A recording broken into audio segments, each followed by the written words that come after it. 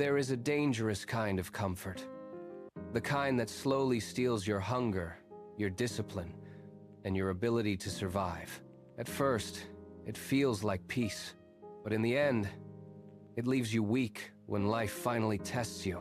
Deep beyond the northern mountains, hidden beneath endless forests and icy cliffs, lived one of the strongest wolf packs in the region.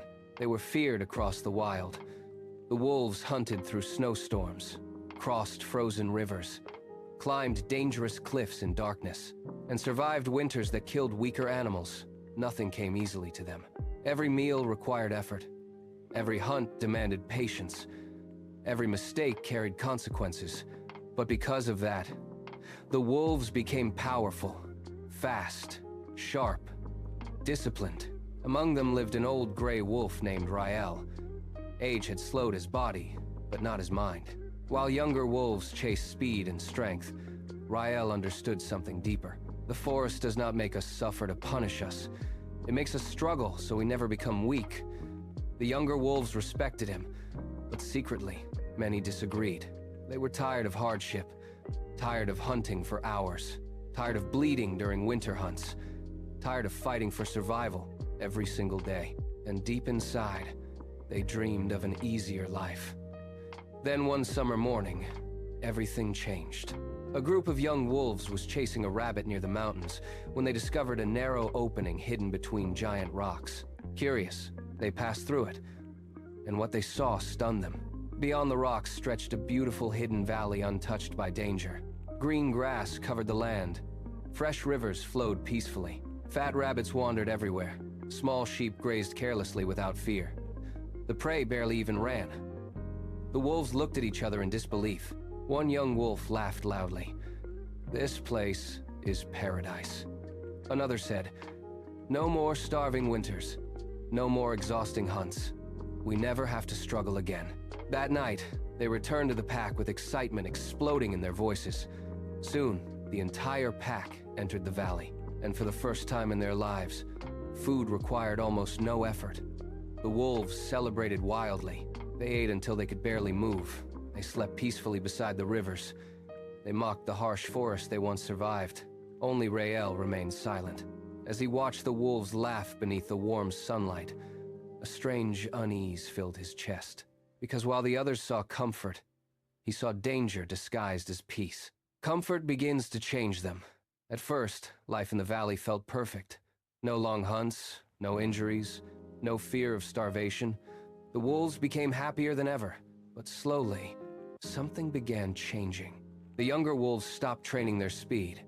Why run long distances when prey stood right beside them? They stopped practicing teamwork during hunts. Why coordinate attacks when catching food required no skill? They stopped sharpening instincts, stopped paying attention to sounds, stopped watching the wind, stopped sensing danger. Comfort made them careless. Days turned into lazy routines. The wolves slept longer each morning, ate more than necessary, moved less and less. Some became heavier, others became slower. A few younger wolves could no longer finish difficult runs without panting heavily, but nobody cared, because comfort hides weakness slowly, and weak people rarely notice their decline while life remains easy. One evening, Rael gathered the younger wolves near the river. The old wolf looked at them carefully and said, "Your bodies are growing soft." The wolves laughed. One replied mockingly, "We are finally enjoying life." Another added, "The hard days are over, old wolf. You still think survival requires suffering." Rael's eyes narrowed. Then he said quietly, "The day a wolf stops fighting to survive, survival quietly begins leaving him." But the younger wolves only rolled their eyes. They believed Rael was trapped in old thinking. To them, struggle was stupidity. Comfort was intelligence. One night during heavy rain, strange sounds echoed from distant hills. Rael immediately woke up. His instincts screamed that something was wrong. But the younger wolves barely reacted. Some continued sleeping. Others lazily lifted their heads before returning to rest. The old wolf walked to the edge of the valley and noticed something unsettling.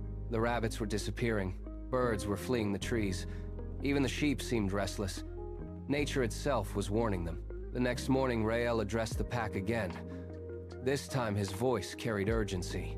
"Danger is coming." A large black wolf laughed loudly. "You see danger everywhere." Others joined him. "This valley protects us. Nothing can defeat this pack. We are stronger than ever." But Rael saw the truth clearly. They were not stronger. They only felt safe because life had stopped testing them.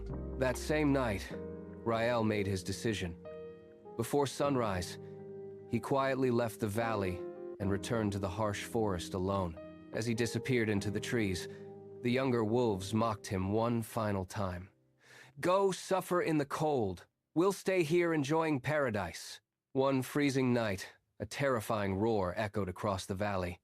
The wolves instantly froze. From beyond the hills emerged enormous starving bears driven south by hunger. Massive, violent, desperate, and the valley's easy prey had attracted them. Panic exploded. The wolves rushed to defend their territory. But something horrifying happened. Their bodies no longer obeyed them like before.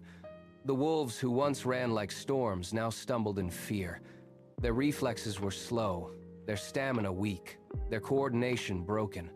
Years of comfort had stolen the strength survival once built inside them.